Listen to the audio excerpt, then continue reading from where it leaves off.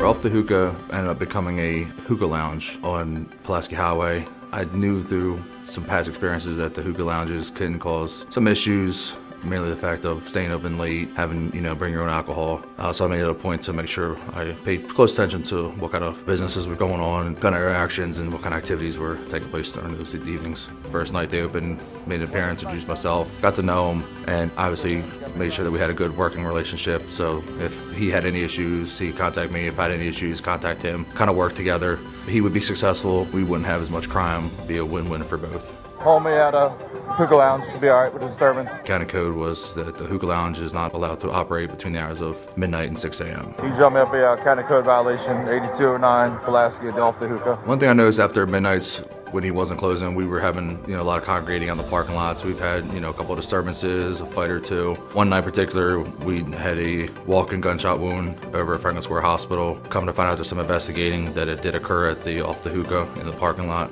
After the shooting, we made contact with him to ascertain some video. Kind of had some difficulty saying that the cameras weren't working. Spoke to him, tried to get him to kind of cooperate with us. Eventually he did cooperate, and we were able to identify who the suspect was for the shooting and was able to clear that case. After working with Violent Crimes Unit and letting them know that I've written over 30-some county code violations, that it's been an ongoing issue, the fact that he did not have the proper permits to be operating as a hookah lounge, they finally pursued it even farther and realized that he was in violation with the building, with the code enforcement, and they finally were able to close the business down. Receiving the Police Foundation Crime Prevention Award is definitely a nice thank you for the work that I've done. It then becomes a thankless job, but being able to be recognized by the foundation is definitely a more motivational to continue doing the job that I'm doing and making the effort to keep trying to keep the community safe and keep everybody playing by the rules.